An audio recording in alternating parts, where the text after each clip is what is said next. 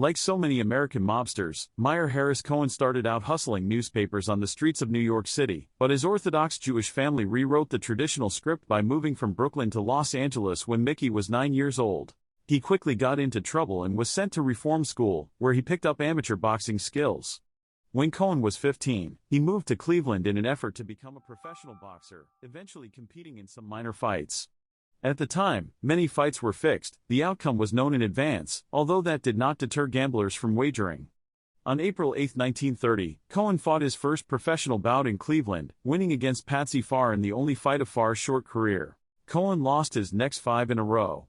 According to BoxRec.com, Cohen ended his boxing career with a lifetime record of 7 wins, 11 losses and 1 draw. Most of the fights were in Cleveland, but there were 2 in Chicago and 2 in California, including one in his hometown of Los Angeles. For at least one bout in Cleveland, he fought under the moniker Gangster Mickey Cohen. In Cleveland, Cohen met associates of Mo Dalitz, a Midwestern bootlegger who would go on to become one of Las Vegas' leading casino operators.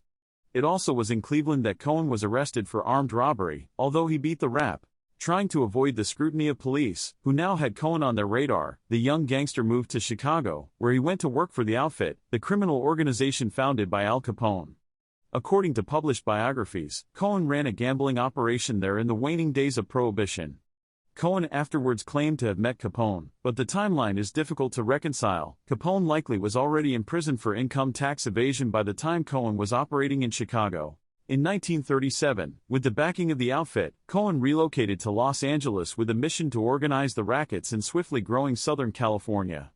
Cohen eventually tangled with other mobsters, especially Jack Dragna, his rival for rackets in the lucrative race wire.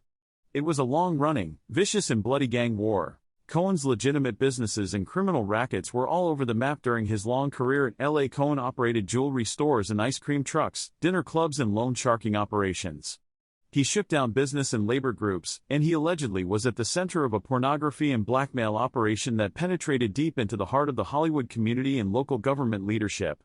He was arrested and fined a token amount for beating up a rival in 1942, but, with a lawyer paid for by national syndicate boss Frank Costello, the killing of a professional rival, Max Shaman, in May 1945, was ruled self-defense by the LA County District Attorney. He was credited by Meyer Lansky with helping to engineer the original partnership between the Teamsters Union and the mob, had the support of Charles Lucky Luciano to be the boss of the Los Angeles Rackets, and called crooner Frank Sinatra a friend.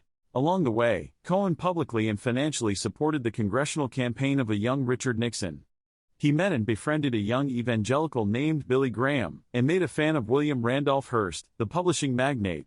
In June 1951, Cohen was convicted of tax evasion and sentenced to 4 years in prison. A decade later, Cohen was again convicted of tax evasion, and did 11 years in federal prisons, where he survived an assassination attempt, one of a reported 11 in his career. In his personal life, Cohen was married to wholesome-looking actress La Von Cohen from 1940 to 1958, was linked to actress Liz Renee, who spent 3 years in jail for refusing to inform on him, and dated the burlesque queens Tempest Storm, Candy Barr. In Beverly Hills, Cohen hired Johnny Stomp Stompanato as a bodyguard. Stompanato was killed by his girlfriend, Lana Turner's daughter, in a domestic violence situation in 1958.